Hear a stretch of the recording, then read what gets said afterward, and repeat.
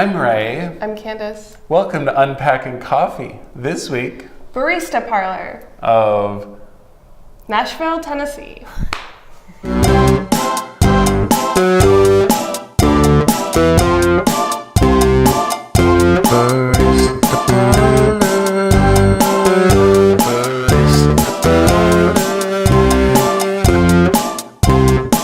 you remember when we met Barista Parlor? Right? I believe it was at SCA a few years ago. That's right. We tried their coffee.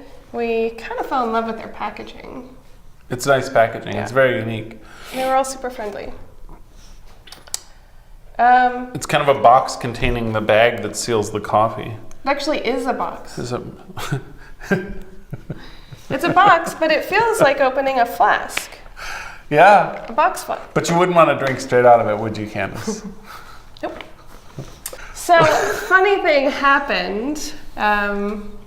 These folks are in Nashville. They're a little far away to have on set. So I sent them some questions, and they sent us back like a documentary style answers. So we're not going to mess with that too much. They basically did our work for us this week, all so of it. we're pretty much just going to turn it over to Barista Parlor to tell us all their story. My name is Christopher. I've worked with Barista Parlor for over 5 years now, and my official title is Managing Director. But of course, with any small growing company, I do many things, whatever is called on at the time. I'm lead roaster. I do wholesale. I oversee operations, at the shops. Even though I've got a lot of help there, I've got some great store leaders. Mark, retail director, does a really stellar job with that.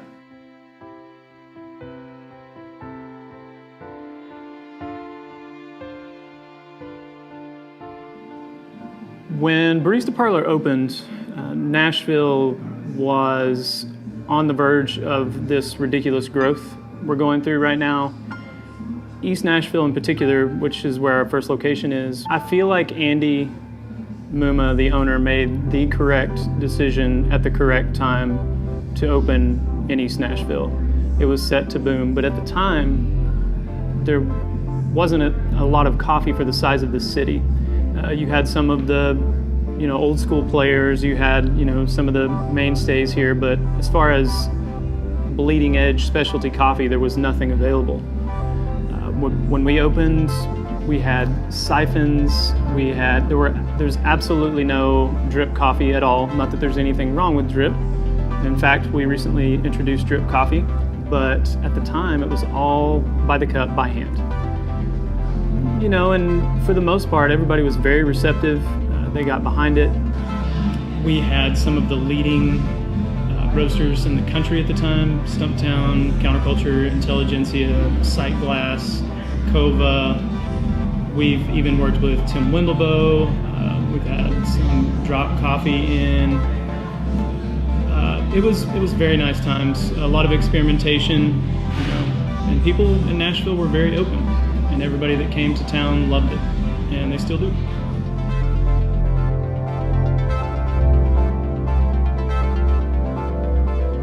People ask all the time about our transition from being a multi-roaster to roasting our own. The primary question is why, but I think anybody that has ever, even a lot of successful multi-roasters now, and I feel like that model has really taken off in the last few years. Passion, gives way to passion. We're very passionate about coffee here. We love to grow, we love to challenge ourselves, and from the very beginning we knew that was something that we wanted to do. It was just a matter of when, and being able to work with so many great roasters allowed us to do a lot of research, a lot of development, taste many different styles of roasting. Within the model of light roasted coffee, there's a breadth of roast styles. We roast on a Diedrich. Right now everything's CR25. We tasted a lot of different coffees from a lot of different roasters all over the world. and it seemed that consistently coffees we tasted we preferred that were roasted on a Diedrich. And we went out to Idaho, toured the facility, looked at the roasters, got our hands on some, and it just fit. I love, the coffees that it has capability producing. We buy quality green, and this is able to produce the characteristics of terroir that we like to see. But that's Diedrich, USA.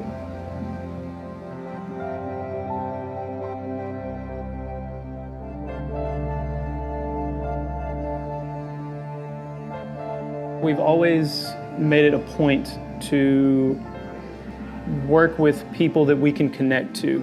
We like to work with people that are passionate, just as passionate about what they do as what we do.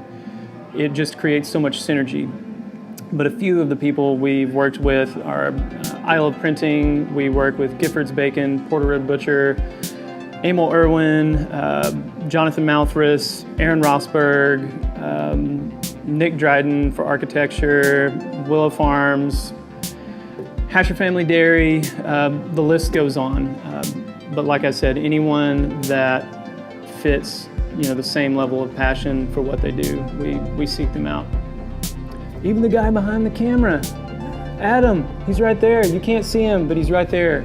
And yay, there you go. He does some really rad stuff. We even have baristas that are supremely talented, and you'll catch their artwork sometimes on posters or their shots on Instagram. But we just attract creative people, and I love that.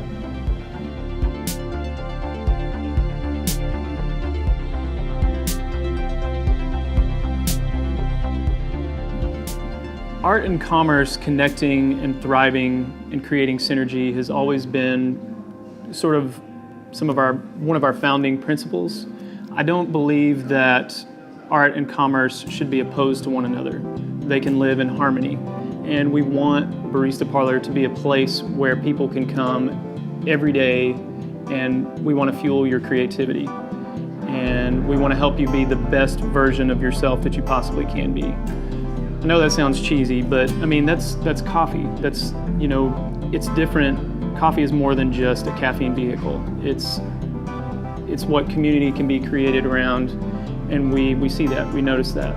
And part of, what makes me happy to do what I do is seeing people be inspired, and we want to do that.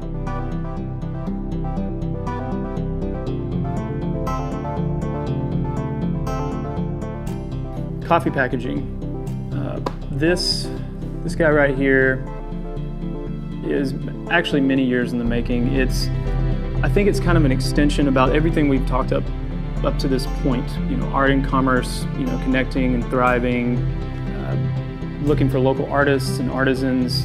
And it's surprising. I remember sitting on the east side. It was the only location we had when we first opened. It's been about a year or so, and Andy, the owner, we were in the back, and he was sitting at the desk and he was sketching, and this is surprisingly close to what he had sketched out that day. And this is something we worked with Bryce at I Love Printing. The outside is printed old school printing presses. There are 7 to 8 components involved in this thing, and all but one is made or produced here in Nashville. And that's, again, just part of what we do. This will remain. This is great. This is, a great triumph. It's awesome, and people have loved it. But we're also working on an additional 12-ounce package. I won't say what, but this one's 8 ounces. We're working on a 12-ounce. But that's in the works. And stay tuned.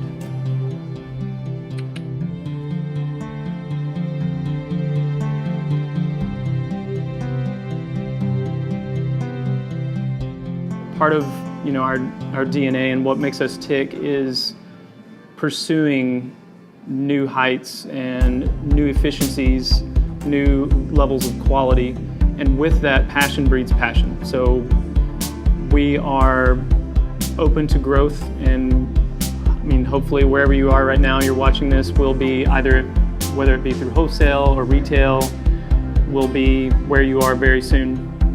We are ramping up wholesale a little bit. We've taken the last couple years to really kind of hone in on our roasting, nail that down.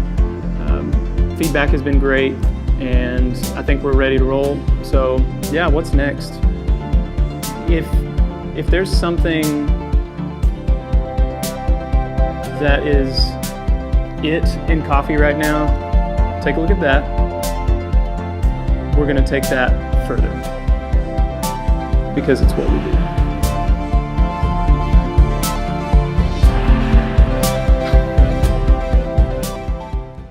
Barista Parlor of Nashville, Tennessee. Yeah. See, we switched roles this Yeah, time, switched nice. sides.